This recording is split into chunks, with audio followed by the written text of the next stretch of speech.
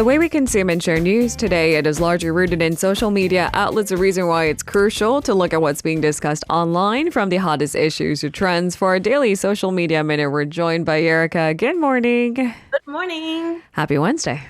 Happy Wednesday.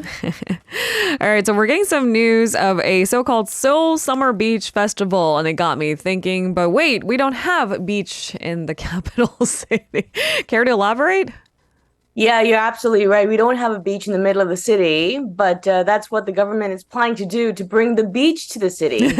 And this is a water festival that is going to take place for a few weeks. Seoul Summer Beach 2023 is part of the government planned water festivals installed throughout Seoul. It is kicking off Friday in Gwanghwamun Square and will run through until August 13th. So that's a massive plan. It's not just a one-up event. They're going to try to set up beaches or beach-themed parties anyway throughout the city. That's right. I guess it's the timely effort. I mean, we talked about how some people just want to save money. It's just massively expensive to book anything this vacation season, and some are just skipping summer vacation altogether. Maybe we don't have to venture out too far. We can stay in the heart of the city and enjoy the Seoul Beach Festival.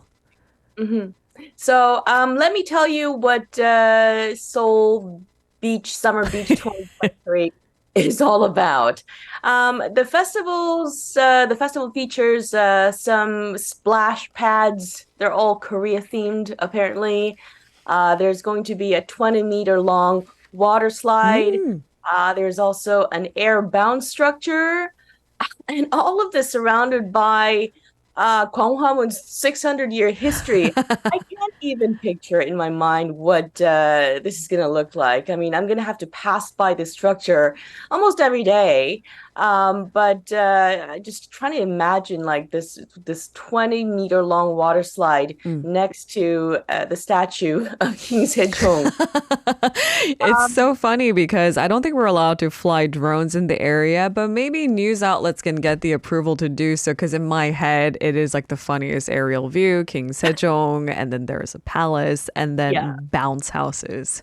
Exactly. Now, all attractions are available free of charge. The splash pads are going to run for 50 minutes. So they have different sessions. So each session is going to be 50 minutes long, starting from 10 a.m. To 9:50 p.m. That's when it closes. There's going to be 10 minutes breaks in between each of the sessions. The water slide and air bounce house will run 3 times a day from 12 p.m. until 9 p.m. Each session is going to be open to a limited number of people. It's quite a lot, actually, 250 at each session. That's a lot of people bouncing together. This better be a strong structure. I do wonder, you said it's free of charge. It's open to anyone who can come by. So do you have to make reservations in advance? And what time do these sessions actually begin? You know what? You don't have to make reservations because the 250 spots, are going to be handed out on a first come, first serve basis. The first session is going to run from 12 p.m. That's midday. To 2:40 p.m. The second one from 3 p.m. to 6 p.m. And the final session is going to start at 7 p.m. And run till 9 p.m. Now, all of these attractions that I just mentioned obviously will temporarily stop in the event of weather conditions like rain or strong winds. In order to ensure the public safety. All right. So because you brought up safety, and imagining 250 people in bounce houses is kind of a frightening image for me. Maybe they'll allow people in like dozens as opposed to all 250 at the same time. What are some other safety rules visitors must abide by? So toddlers and young children, of course, have to be accompanied by a parent or guardian. All participants are required to wear bathing suits and swimming caps or baseball caps. Aqua shoes are the only type of shoes that are allowed. Mm. However, riders can choose to go barefoot if they wish. And to ensure visitor safety, the city is going to deploy up to 30 safety guards during weekdays and weekends and conduct regular water quality assessments as well. All right. So I'm imagining all of us very wet in the middle of Gwanghwamun Square. How am I going to get home is the next adult question I want to ask. Will there be a changing room installed at the park? Yes, there are going to be changing rooms and drying rooms installed at the park. There are going to be beach tables and beach chairs as well. During the festival, they're going to open flea markets as Hmm. well, and they'll have multiple photo zones. Sejongno Park will also host several local food trucks Hmm. and 15 craft tables, as well as camping tables and chairs. So, the people can, tuck in to some snacks after some fun time on the bouncy house thingy and the water slide. I feel like the kids would get so excited about this, and Oh, maybe the yeah. child in me loves the idea. And then the adult part kicks in. I'm thinking logistics, like where am I parking? You're probably discouraged from bringing cars in the first place. Yeah. I mean, And there's a subway station right by, Sejong Square. okay, So I think you'll probably want to yeah. leave your cars at home. Take public transportation and ensure that you have a fun and safe summer. And I mean, come on, think about it. What is free in this city? Nothing. And so enjoy it when it is Seoul Summer Yep. Beach 2023 Water Festival. Mhm. Turning our attention to our second buzzword of the day, an American becomes apparently the youngest to debut in the Women's World Cup taking place in New Zealand and Australia. That is for South Korea. That's right. So, an American soccer player Hmm. set a couple of records on Tuesday in the Women's World Cup that's currently taking place in Australia and New Zealand. But this young American soccer player wasn't playing for Team USA. She was playing for Team South Korea. Ah, ha, Yeah, ha. so when Team Korea subbed Casey Fair from New Jersey into his opening match against Colombia in Sydney, she became the youngest player ever to compete in the Women's World Cup. 16 years young, just getting Yep. started. Yes. Okay, so she's 16 years and how many days And old? 26 days old. When you're setting or breaking records, every single day counts, right? So 16 years and 26 days old. She was born June 29th of 2007, and she entered the match in the 78th minute. She Hmm. beat the previous youngest record holder, Ifeanyi Chijine. Chijine was 16 years and 34 days old when she played for Team Nigeria against North Korea back in I'm 1999. understanding why we're counting down to the days. Each day Yeah, really does count for you to break a record to be the youngest playing in the World Cup. that's right. As for the result of the game, it's a tough pill to swallow. Colombia defeated South Korea 2-0. What else do we know about Casey Fair? Yeah, well, Fair's father is American. Her mom is South Korean, which makes Casey Fair the first dual national and Hmm. mixed race player named to a South Korean senior national soccer team, female or male.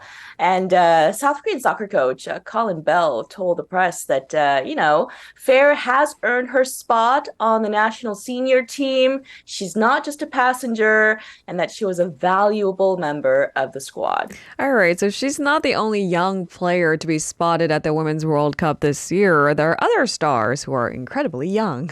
That's right. So, two other 16-year-old players are on squads at this tournament. But unlike Fair, they were born in 2006, not 2007. For example, Giulia Dragoni started for Team Italy wearing the number 16, just like her age. Italy won 1-0 over Argentina on Monday. Another player, Sheikha Scott, subbed in for Costa Rica in the team's 3-0 loss against Spain on Friday. Now, four other Women's World Cup players are 17 years old. In fact, in total, there are 39 teenagers among the 32 teams participating. So, a lot of young players out there this year. One of them is Colombia's 18-year-old Linda Caicedo, who scored her first World Cup goal in the 39th minute Tuesday in her tournament debut. Now, her performance earned her Player of the Match honors, and she is the youngest player to score a goal at the tournament so far in this year's World Cup games. All right. Thanks for the run through. I mean, we haven't been keeping up, but we do it on social media a minute. I mean, is anyone else floored by the idea that there are so many teenagers at the Women's World Cup at Yeah. 39? Mhm. And on to our final buzzword of the day. Scientists can apparently do anything today, including decoding a 2,000-year-old curry recipe. Lena, are you a big fan of curry? Not a 2,000-year-old. Just kidding. Yes, I love curry. Me too. I love curry. Indian curry, East Asian curry, Japanese curry as well. Yeah. And I find this story fascinating because I'm a foodie and I love curry. But again, like you said, scientists can do anything, discover anything these days, thanks to technology.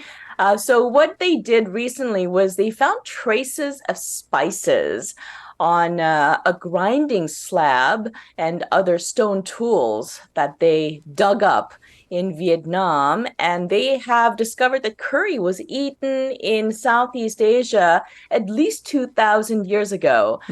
Researchers have also been incredibly able to identify the ingredients that went into the curry dish. So I want to talk about this, this new study. Okay. The substances they found on the slab at the Oc Eo archaeological complex in southern Vietnam. Now, this site was once an overseas trading hub of an ancient Southeast Asian kingdom known as Funan. This was where this sandstone slab was dug up back in 2018. It was buried 2 meters below the surface.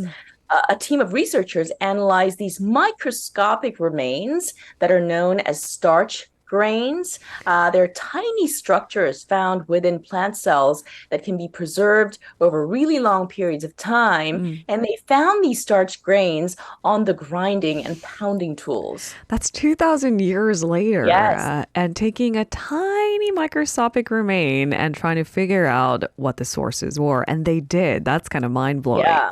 So what kind of insights were they able to reveal with this discovery? Yeah, so the analysis revealed several spices that originated in different places around the world. Now, these curry ingredients include turmeric, ginger, fingerroot, sand ginger, galangal, clove, nutmeg, and cinnamon. Yum. Now, some of the components, exactly. I can already smell the curry in the air. Now, some of these components that I just mentioned, including turmeric, are similar to the ones found in Indian curries, but others are more distinctively Southeast Asian, including coconut milk and galangal. Galangal is kind of similar to ginger, and it's commonly found in curry pastes in Southeast Asia, but it's seldom used in Indian curries, so that's interesting. Right. And the findings also offer clues to how curry and the people who made the curry migrated to Southeast Asia all those years ago. Okay, so then it naturally brings in the next question. Who were the people who made curry at the archaeological site? It's not exactly clear, but researchers say that they were likely migrants from India or maybe local inhabitants in Vietnam influenced by South Asian culture. The new study concluded that the curry recipes arrived in Southeast Asia with South Asian traders and migrants, as contact between the regions increased during the early centuries of the first millennium. And the findings also show how the global spice trade has linked cultures and economic systems over the years. Now, the most surprising of the findings was that some of the nutmeg seeds dug up during the archaeological dig still releases a unique aroma. Get that? I know, it's crazy, right? 2,000 years buried underground, Yeah. attached to this slab of a thing, and somehow still has a smell to it. That's amazing. Or a sign of how pungent it is. I know. And this is the fun part. The researchers are trying to come up with this 2,000-year-old curry recipe based the compounds they found on this stone slab. I was going to ask, are they going to release a recipe so we can cook it? They're certainly trying anyway. Yeah. Thank you so much, Erica. That was such a fun run through. Have a safe day, and we'll see you tomorrow. Too. Bye. If you're listening to our program using the podcast service, just a reminder that we do go live Monday through Friday, 7 a.m. Korea Standard Time. So tune in and help us make the show more informative by giving us your input. See you bright and early on Good Morning Seoul.